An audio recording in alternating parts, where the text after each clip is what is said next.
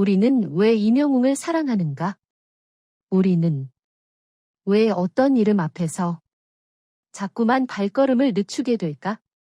왜 어떤 노래는 듣는 순간 아무 일도 없던 하루를 잠시 멈추게 만들까? 임영웅이라는 이름은 이제 단순한 가수의 이름이 아니다. 그 이름은 누군가에게는 위로였고 누군가에게는 오랫동안 눌러두었던 마음을 비로소 꺼내게 만든 목소리였다. 사람들은 말한다. 노래가 내 이야기 같다고. 왜인지 모르겠는데 눈물이 난다고. 그저 마음이 노딘다고. 이 책은 그 감정의 이유를 묻는다. 우리는 왜 임영웅을 사랑하는가? 임영웅은 자신을 과하게 설명하지 않는다. 앞에 나서서 무언가를 증명하려 들지도 않는다. 그는 조용히 노래한다. 그리고 그 노래가 사람에게 닿는다. 그의 목소리는 사람을 압도하지 않는다. 기술을 과시하지도 않는다. 대신 한 음에 사람의 시간을 담는다. 임영웅의 노래에는 서두름이 없다. 감정을 급하게 밀어붙이지도 않는다. 그래서 듣는 사람은 자연스럽게 자기 이야기를 그 노래 위에 올려놓게 된다. 젊었던 시절, 하고 싶던 말을 삼켰던 날들, 책임이라는 이름으로 감정을 뒤로 미뤘던 시간들, 아무도 알아주지 않았던 그 조용한 날들. 임영웅의 노래는 그 시간을 억지로 끄집어내지 않는다. 그저 그 자리에 조용히 앉아준다. 그래서 사람들은 그의 노래를 들으며 처음으로 안심한다. 이 책은 말한다.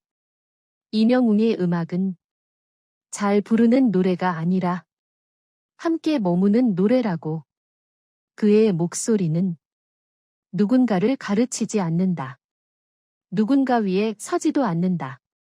같은 눈높이에서 같은 속도로 같은 감정을 건넨다. 그래서 그의 노래를 듣는 사람들은 혼자가 아니게 된다. 임영웅의 팬들은 그를 우상처럼 떠받들기보다 사람으로 받아들인다. 그가 완벽해서가 아니라 그가 사람의 마음을 함부로 다루지 않기 때문이다. 이 책은 임영웅의 팬덤을 열광적인 집단이 아니라 감정을 공유하는 공동체라고 말한다. 같은 노래를 듣고 같은 구절에서 숨을 고르고 같은 가사에서 마음을 내려놓는 사람들.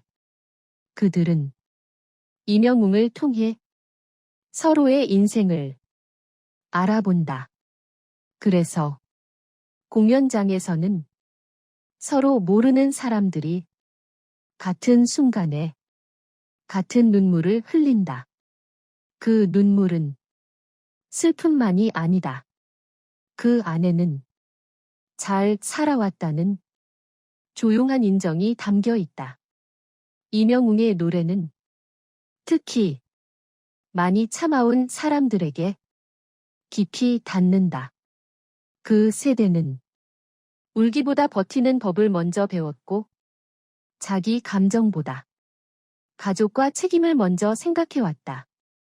그런 사람들 앞에 임영웅의 노래는 처음으로 이렇게 말해준다. 당신 이야기여도 괜찮다고. 그 마음은 틀리지 않았다고. 이제 조금 울어도 된다고. 그래서 사람들은 그의 노래 앞에서 비로소 자기 자신에게 솔직해진다. 이 책은 임영웅이 트로트를 바꾼 것이 아니라 트로트를 다시 사람에게 돌려주었다고 말한다. 트로트는 더 이상 과거의 음악이 아니다. 임영웅을 통해 트로트는 지금의 감정이 되었다. 젊은 세대와 부모 세대가 같은 노래를 듣고 같은 가사를 이야기하며 같은 마음을 나눈다. 노래가 세대를 잇는 다리가 된 것이다. 임영웅은 누군가를 끌어올리기 위해 자신을 낮추지 않는다. 그저 그 자리에 가만히 서 있다. 그리고 사람들이 그 옆에 자연스럽게 모인다. 그래서 임영웅을 사랑하는 마음에는 열광보다 신뢰가 먼저 있다. 이 사람은 나를 함부로 다루지 않겠구나. 이 사람의 노래 앞에서는 내 마음을 내려놓아도 되겠구나. 그 믿음이 사람들을 오래 머물게 만든다. 이 책은 마지막에 이렇게 남긴다. 우리는 임영웅을 사랑하는 걸까? 아니면 임영웅을 통해 우리 자신의 인생을 위로하고 있는 걸까? 아마도 그 둘은 같은 이야기일 것이다. 임영웅의 노래가 끝난 뒤 사람들은 조금 늦게 자리에서 일어난다.